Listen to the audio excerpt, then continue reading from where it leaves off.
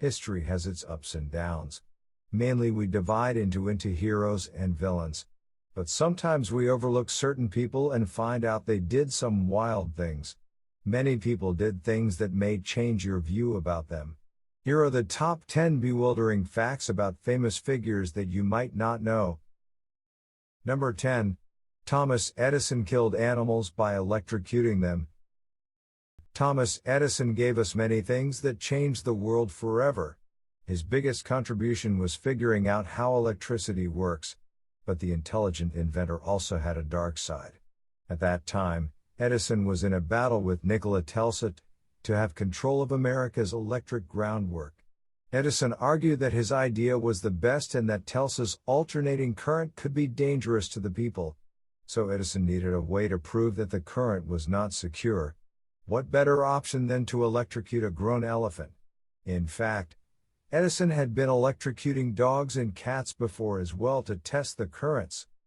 Topsy was an elephant that was used as an attraction for Coney Island. She had a long history in the park. In fact, she had killed 3 people. On that day, Edison sent over a team of technicians and a film crew for the event. Topsy was led to a unique podium. Then Edison threw the switch. It took a couple of seconds of work. Topsy was roasted. The results showed that Edison's idea worked and he became a rich man. But it came as a result of killing an innocent animal. You may like top 10 animals that entertained the world. Number 9. Charlie Chaplin's body was stolen from his grave and held for ransom. Known for his famous comedic aspects, film actor Sir Charles Chaplin was one of the greatest comedic personalities of the silent film era during the 20th century. He passed away on December 25, 1977 in his Switzerland home. What happened next looked like it came from a movie. 2 men stealthily snatched Chaplin's corpse from a cemetery in the Swiss village of Corsier-sur-Bève on March 2, 1978. They then contacted Chaplin's wife Una and demanded her to pay a $600,000 ransom. Otherwise, they cautioned against her children. Una refused because her husband wouldn't approve of such a thing.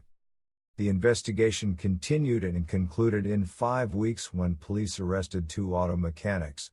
Roman Wardas of Poland and Goncho Ganov of Bulgaria were behind the theft. It turns out that Chaplin's body was only a mile away, concealed in a cornfield. The theft was arranged by Wards in a time where he was struggling financially. He was sentenced to 4.5 years of labor. Ganov only received 18 months since he had an inadequate role. Number 8. Martin Luther King made a living plagiarizing.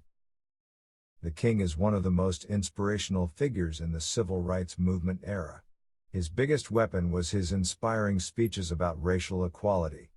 But they weren't his own work. The King plagiarized the infamous "I Have a Dream" speech from one given at the Republican convention in 1952, given by Archibald J. Carey Jr., an African-American lawyer in Chicago. The speech given by Carey goes, "We, Negro Americans, sing with all loyal Americans, my country 'tis of thee, sweet land of liberty, of thee I sing.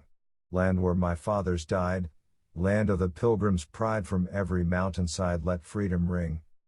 Martin Luther said almost the exact same thing in his speech in Washington on 1963.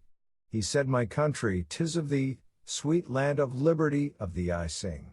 Land where my fathers died, land of the pilgrim's pride, from every mountainside let freedom ring." But it doesn't end there. Years after his death, the University of Stanford found out that MLK also plagiarized a doctoral about the conception of God. It included large chunks of the lines that were used in Jack Boozer's doctoral, who wrote his 3 years ago. The Journal of American History. The staff at the Martin Luther King Jr. Papers Project said that Luther plagiarizing his speeches started to become a pattern. Number 7. Earnest Vincent Wright wrote a novel that was considered impossible. Many authors have written revolutionary novels throughout their lifetime. William Shakespeare dazzled us with Romeo and Juliet. Mark Twain enticed us with Tom Sawyer. But there's one very interesting novel you might not know. It's called Gatsby. It was written by Earnest Vincent Wright. What made the novel so special was the fact that it didn't contain the letter E. What's more remarkable is that the novel had 50,000 words. So how did Vincent avoid using one of the most common letters? It's simple: to avoid temptation. He took the letter E off his typewriter. It was a very strenuous experience for him. Most verbs have ed at the end. So Wright had to find replacements that made sense. Numbers also caused a lot of tension since any between 7 through 30 were off limits. That was especially annoying because that means Wright had to avoid all dates in the novel. Another concern was that he couldn't abbreviations such as Mr. or Mrs. because the original words had E in them. Commonly used words such as he, her, they couldn't be applied. So if these words must be used in a sentence, the sentence had to be redone to find a replacement that didn't have E. It obviously also had to fit with the story as well. The book was criticized after its release. Many didn't believe such a thing was possible. So they said Wright was a fraud. But Wright proved that the unthinkable can be accomplished if one is determined. Number 6. A stolen bicycle inspired Muhammad Ali's career. Before he was kicking ass as a boxer, he was classy as clay, a kid Louisville, Kentucky. There was an incident in his early life that made him hit the gym. One time he and a friend were at the Columbia Auditorium. When he came back he realized someone had stolen his bicycle. It was very valuable to him. The frustrated classicist told an officer that he wanted to beat up the thief. Coincidentally, the officer was also a boxing coach. He said, "Well, you better learn how to fight before you start challenging people." That is when Ali's passion for boxing was born. Ali started to work out at the gym with the cop, who was known as Jack Martin. After that he never looked back. And he went on to accomplish amazing things in his storied career. Float like a butterfly, sting like a bee. Thanks to the thief who stole the bike and gave inspiration to a young kid who would eventually become one of the greatest ever. Number 5. Michael Jackson wanted to play Spider-Man. Michael Jackson's Spidey sense told him that he should play Spider-Man. He discussed the situation with director Stan Lee and also said that he wants to purchase the rights to the character. Lee explained that he needs to go to Marvel and share his plans with them. Lee also said that he and Michael were interested in buying the superhero company Marvel in the 1990s as well.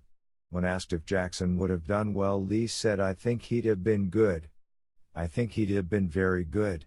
But I must say that Tobey Maguire was wonderful." Lee also said that the franchise might have not been as successful because Michael wasn't a great businessman. But Jackson's superhero love doesn't end there. X-Men producers said that he came to them with the proposal of starring as Professor X. Whether this was a missed opportunity by the studios or a pipe dream for Michael, we can all agree that Jackson's movies would be a thriller. Number 4. Alexander Graham Bell didn't invent the telephone. Alexander Graham Bell was a perfect example of a good all-around guy. Bell spent a whole lot of time working with deaf people. His wife was deaf, his mother was deaf, and he was Eve Helen Keller's favorite teacher. With this time-consuming near obsession with deaf people, it's amazing that Bell found time to invent the telephone. Or did he? More and more evidence is showing that Bell stole the idea from an inventor named Antonio Meucci. He originally called his invention the electrophone. Also, he was rather poverty-stricken. He filed a half patent in 1871. Meucci couldn't afford a full one. When it came time to renew, he couldn't even put $10 together. Tragedy struck when Antonio was part of a boiler explosion that killed 125 passengers. He survived but was seriously injured. When he came home he found out his wife had sold everything in his lab for $6 to get medications. Indeed, one of those things was his telephone. Meucci never gave up and built another model for the Western Union Telegraph Company. But they claimed to have lost his materials. Skip forward to another 2 years, and Alexander Graham Bell filed a patent for the telephone. Meucci surely sued. But he couldn't find his sketches and claimed he put them in the Western Union lab where Bell coincidentally worked. Even more of a coincidence is that the sketches were gone. Unfortunately, Meucci died without being able to appeal against Bell. The House of Representatives declared the appeal irrational. Number 3. Dracula was a sick and merciless person. When we think of Dracula, we remind ourselves of a blood-eating human that we see in movies. But there's more where that came from. Dracula actually existed in the 15th century. Bram Stoker wrote a chilling novel in 1897 about this very peculiar man. He lived in the Transylvanian city of Sciasora. He wasn't any typical prince. In fact, he was Vlad the Impaler, also known by many as Dracula. Vlad was credited for the murder of 40,000 to 80,000 people in his tenure. But how he did the brutal killings is what makes him truly terrifying. Vlad favored impalement, an act in which the victim had a sharp object such as a stake pierced through their bodies. Vlad made sure that the stake wasn't too sharp. That would kill the person quickly and they wouldn't have to suffer the pain in agony. At a single time, thousands were impaled. The casualties varied from merchants, ambassadors, to women and in some cases, children. No one survived the wrath of Vlad. Number 2. A man named Fulcanelli turned lead into gold. No one knows his name or his identity. Historians refer to him as Fulcanelli. It's assumed that he was well educated and very intelligent. There's no evidence of his marriage or where he was schooled. Even his name could be faked to hide the identification of the real author. There were some names associated with him. Most notably, he had a famous student named Eugene Cancelat who actually did something unbelievable. He turned lead into gold. He claimed he learned from his master and became his student at the age of 16. Fulcanelli also had another student named Gaston Sauvage, who says he even witnessed Cancelat pulling the feat of turning lead into gold. Cancelat last said he saw Fulcanelli in 1926. Strangely, that was the year when the alchemist disappeared into thin air. Many efforts have been made to find out who this mysterious figure was. Theories have risen that it was indeed Cancelat himself since he published the works of the deceased Fulcanelli. But there are flaws in the theory and the mystery and still unsolved. This is a bizarre case in history because the real Fulcanelli might not have disappeared and still be alive.